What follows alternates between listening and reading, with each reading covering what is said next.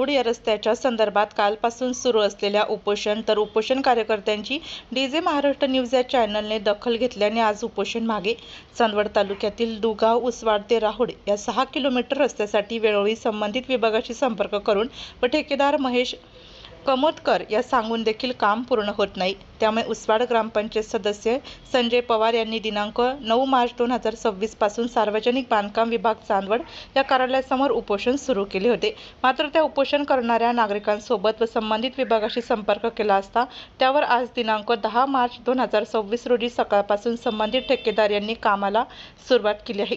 परंतु मी उपोषण करता संजय पवार उसवड ग्रामपंचायत सदस्य मी तुमच्या म्हणण्यानुसार आज उपोषण सोडत आहे. मात्र काम पूर्ण केले पाहिजे असं तुम्ही मला सांगितलं. त्यामुळे आज सार्वजनिक बांधकाम विभागाचे संबंधित अधिकारी शाखा अभियंता महाले चेतन व गावातील भारत अहिरे, सागर घुले, पुंडलिक पवार, सागर बिडकर, प्रदीप पवार, अनिल बिडकर यांच्या हस्ते उपोषण सोडत आहे. तरी काम जर पूर्ण केले नाही तर मी पुन्हा या कार्यालयासमोर उपोषणास बसेल असे त्यांनी सांगितले. काय सांगाल, आज तुम्ही या ठिकाणी कालपासून उपोषणाला बसलेले होते, तुम्ही आज उपोषण सोडले? अगोदर इशारा देऊन काल दिनांक 9/3/2026 पासून काल आपण उपोषण चालू केलं होतं. त्यांच्या मागण्या अशा होत्या की रस्त्याचं काम सुरू झालं पाहिजे, पूर्ण झालं पाहिजे. त्यापैकी पहिली मागणी पूर्ण झाली की त्यांनी काम त्वरित चालू केलं. काल उपोषणाला बसलो 9 तारखेला आणि आज 10 तारखेला सकाळी काम चालू झालं. त्यामुळे प्रथम मी त्या कार्यालयाचे त्या संबंधित विभागाच्या अधिकाऱ्यांचे आभारी.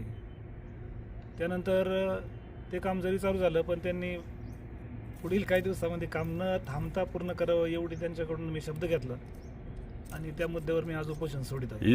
लेखी आश्वासन घेतलं का? लेखी पण देणार आहे ते आणि ते आता त्यांनी मला तोंडी पण सांगितलं आणि नाही दिलं तर मी बसायला कदाचित त्यांनी जर बंद केलंच तर काय करायचं? मार्ग मोकळा आहे ना, परत हाच कार्यालयासमोर मी परत. बरं ठीक आहे.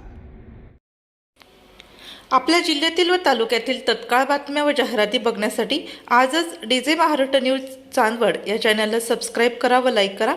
तसेच प्रत्येक ठिकाणी अनुभवी प्रतिनिधी नेमणे आहे. तरी संपर्क साधा 9822 49 99 40 89 83 1504 60.